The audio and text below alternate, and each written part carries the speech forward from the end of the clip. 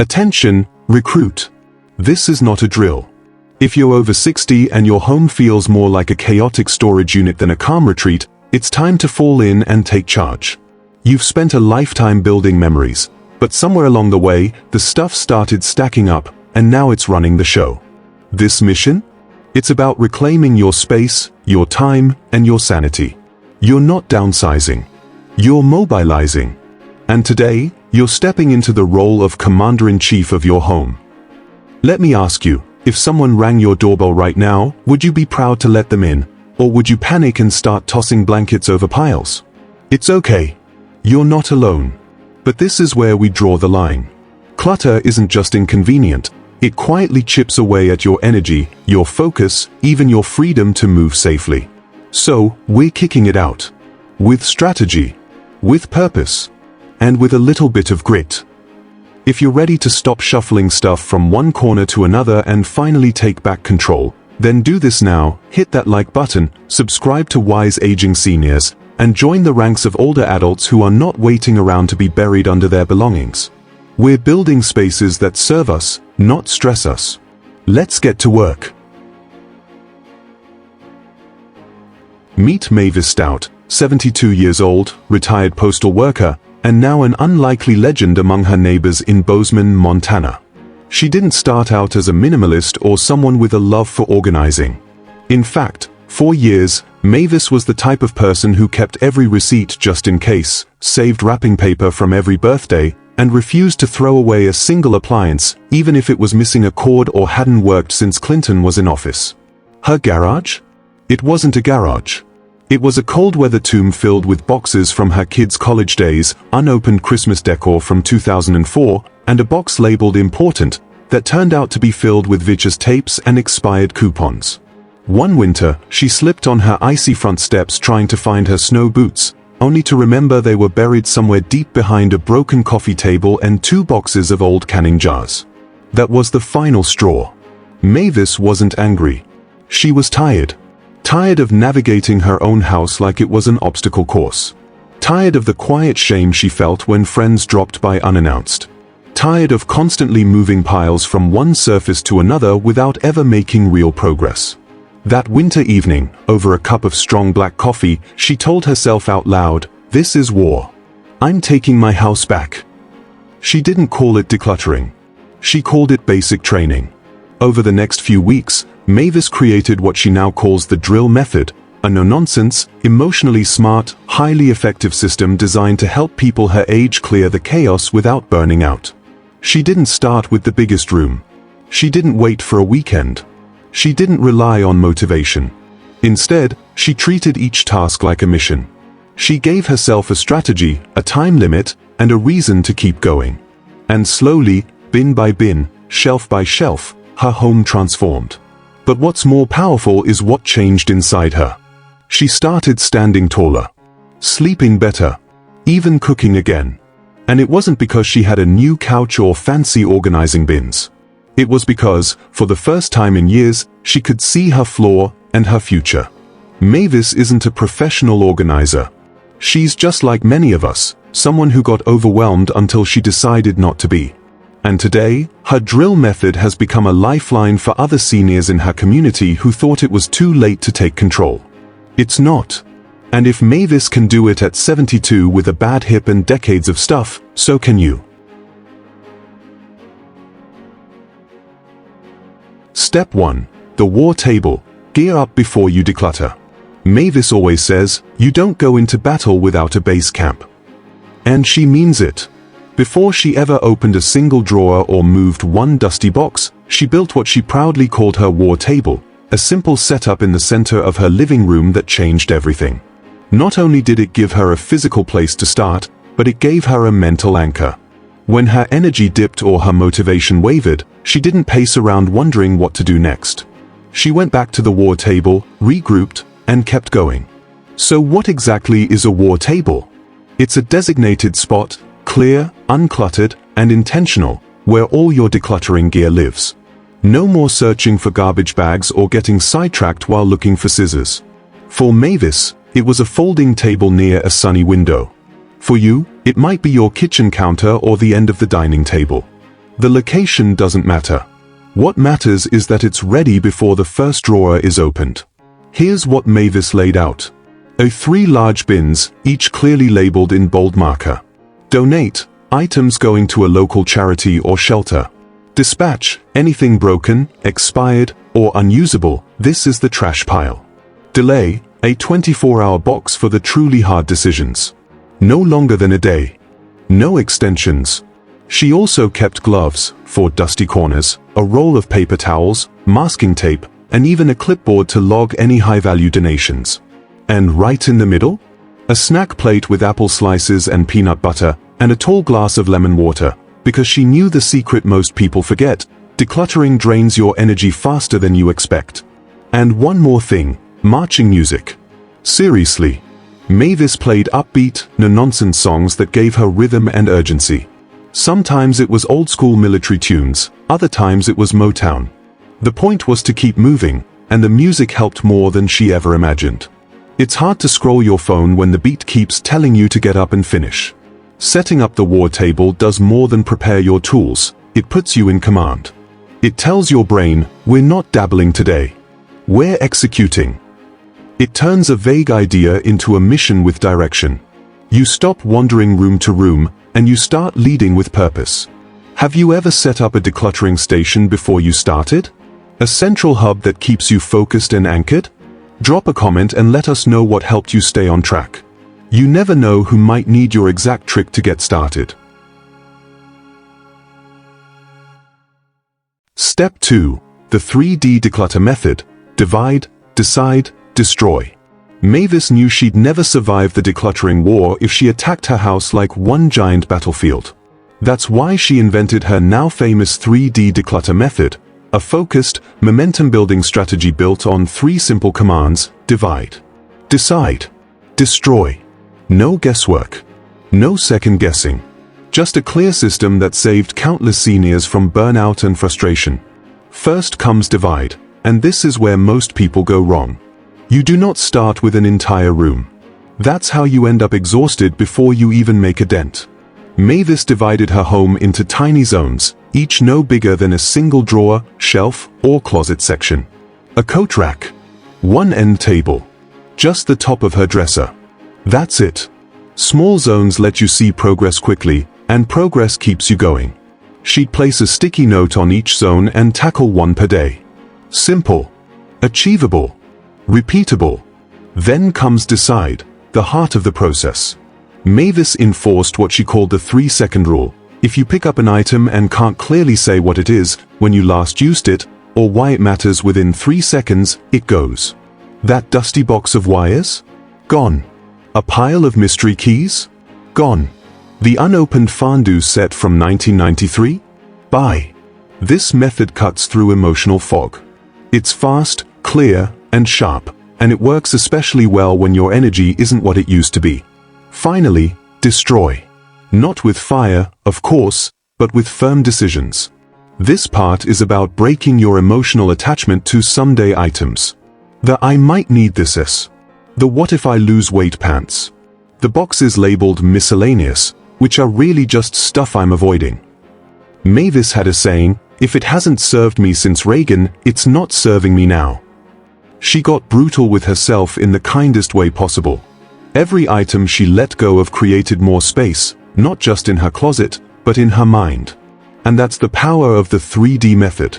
It's not just about getting rid of things, it's about training your brain to take command instead of living in cluttered hesitation. Once you master it, it becomes instinct. You'll walk into a room and immediately know what needs to go, and you'll finally have the courage and clarity to do it. But hold on. Before you rush to the biggest mess in the house, listen closely, because what Mavis did next will probably surprise you. She didn't start with the kitchen, or the garage, or even the bedroom. The place she chose first? It's small, sneaky, and loaded with emotions. And it just might be where you need to begin too. Step 3. Shock room strategy. Start where it hurts a little. Mavis didn't start with the kitchen, the bedroom, or even the garage. She started with a space most people overlook, the linen closet. To a stranger, it was just a neat little cabinet filled with towels, sheets, and maybe some backup toilet paper. But to Mavis, it was a hidden archive of decades, silent, packed, and deeply personal. And that's exactly why she chose it. The linen closet was what she called a shock room.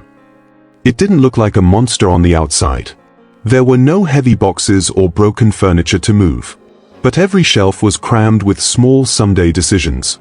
There were sheets that hadn't seen a bed since her children moved out.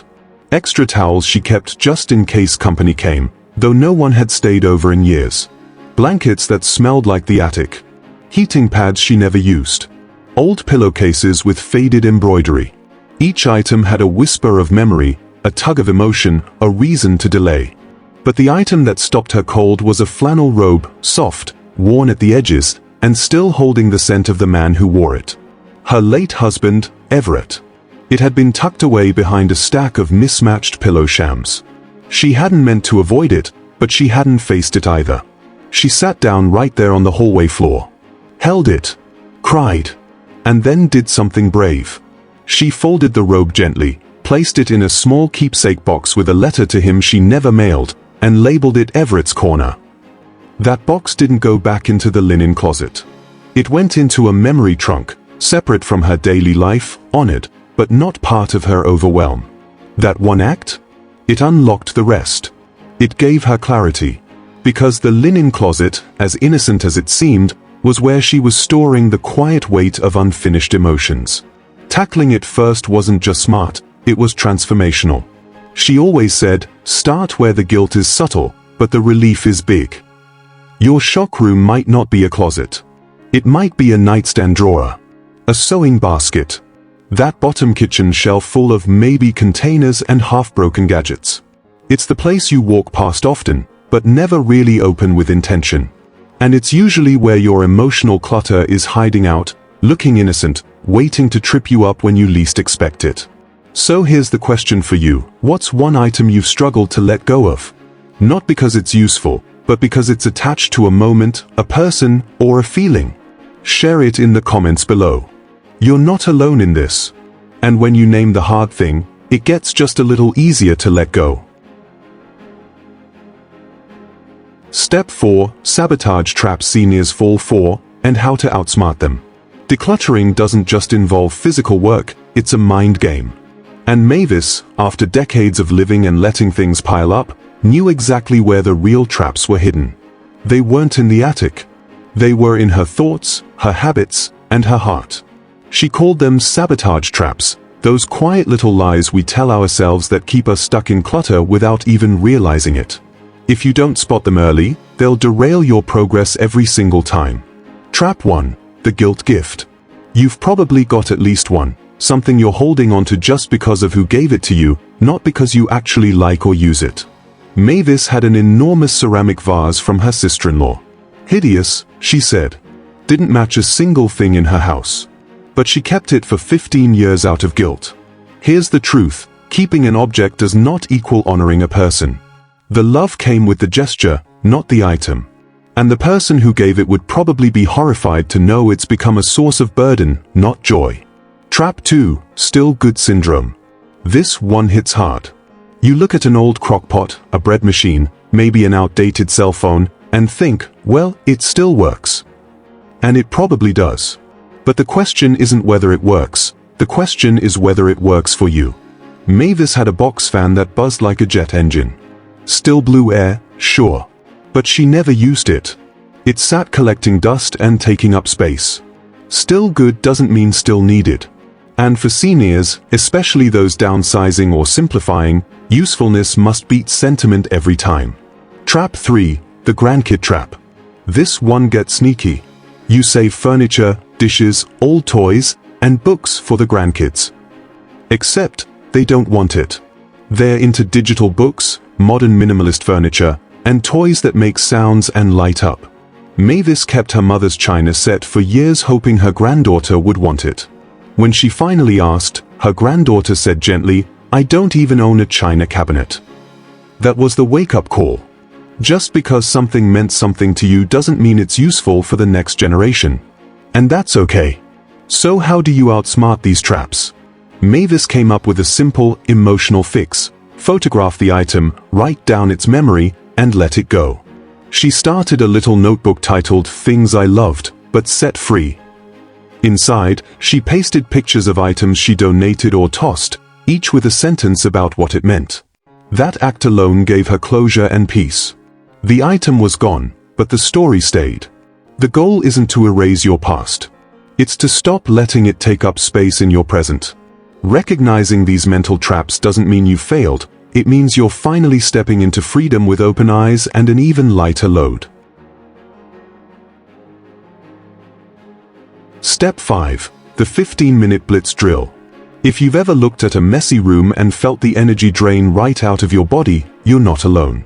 Most seniors don't quit because they're lazy, they quit because the job looks too big. That's where Mavis's favorite strategy comes in, the 15-minute Blitz drill. It's fast. It's focused. And best of all, it works. Mavis came up with this on a day when her joints ached, the weather was bad, and her motivation was missing in action. She told herself, 15 minutes. That's it. So she grabbed her timer, an old kitchen one with a loud ding, and set it. One drawer. One shelf. One small task. And she went at it like it was the only thing that mattered. When the timer rang, she stopped. Even if she wasn't finished. That was the rule. What happened surprised her. That tiny burst of effort left her feeling energized, not exhausted. Because it wasn't about finishing, it was about showing up. Just 15 minutes a day turned into a full decluttered desk by the end of the week. A week after that, 2 shelves in her linen closet were spotless. And eventually, she tackled her whole guest room, 15 minutes at a time. This method isn't just for people who are tired. It's for those who are overwhelmed, or busy, or managing health challenges. It gives you a clear start and a guaranteed finish. No guessing, no dragging it out. And it's surprisingly powerful for older adults because it honors your current pace while still moving you forward. And here's something unexpected. That same TV you sit in front of every evening? It taught her the key lesson. Mavis realized she could easily sit for 3 hours watching a game show marathon, but she told herself she didn't have 15 minutes to tidy the kitchen drawer. That was the turning point. If I can watch reruns, she said, I can reclaim my sock drawer. So here's your challenge. Today, grab your phone or kitchen timer and set it for just 15 minutes. Tackle one thing. Don't organize your closet, just clear one hanger rod. Don't empty the whole junk drawer, just go through the top layer. Don't overthink it. Just move. You'll be amazed at how good it feels to make visible progress without burning out. Try it today. And when you do, tell us in the comments, what did you tackle in your 15-minute blitz? Even if it's just one drawer, report in. You're not just decluttering, you're leading by example. Let others see what's possible when you take back control, one small win at a time. Mavis didn't expect the change to happen so quickly. She thought decluttering would just make her house look better. Maybe help her move around more easily. But after just one full week, something shifted. And it wasn't just her living space, it was something inside her. The air felt lighter, yes, but so did her chest. There was room to breathe. To move. To rest without guilt. She started noticing small victories. For the first time in years, she could walk through her hallway without dodging piles or edging past a leaning stack of boxes. Her bathroom counter had only the essentials. No expired creams, no cracked hairbrushes, no cluttered baskets teetering near the sink. Even her kitchen, which had once been buried under unopened mail and half-used gadgets, now had an actual clear counter where she could chop vegetables or place a fresh flower vase. And something strange happened. She started cooking again. Not out of necessity, but because she wanted to.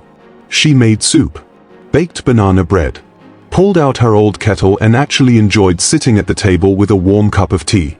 I had no idea how heavy the noise in my home had become, she said, until it went quiet. Then came the junk drawer. It had been her nemesis for decades. That one drawer in the kitchen that held nothing and everything. Batteries, broken pens, single keys, rubber bands, expired coupons, 3 takeout menus from restaurants that had closed years ago. She hadn't touched it in ages because it just felt impossible. like a black hole of decisions she didn't want to make. But on a quiet Thursday morning, she opened it and started sorting. That's when she found a time capsule from 1997, a school photo of her son in an envelope she thought she'd lost, a pager she hadn't seen since the Clinton years, and a handwritten note from her late husband that simply read, "Don't forget, you're stronger than you think." She froze, then cried. Not because it hurt, but because it healed. In that moment, surrounded by the crumbs of her past and the fresh space of her present, Mavis understood what this whole process had been about. It wasn't just clearing surfaces. It was clearing space for peace. She once joked, "I thought I was cleaning house. Turns out, I was cleaning my mind." And it was true. Decluttering gave her more than neat shelves. It gave her back her rhythm, her confidence, her sense of control. She no longer feared falling over piles. No longer panicked when someone knocked at the door. Her home finally felt like a place she could live in, not just survive in. And to think, it all started with one decision and a single drawer. Now the question is, what's waiting in your junk drawer? Let's make one thing clear. You don't need to declutter your entire home this week, or even this month. This isn't about rushing. It's about reclaiming control one small zone at a time. Mavis didn't do it in a weekend. She started with one forgotten corner and worked outward. And that's exactly what you can do, starting today. Choose a space so small it almost feels silly. A single drawer. The top of your dresser. One kitchen cabinet. Then give it your full attention.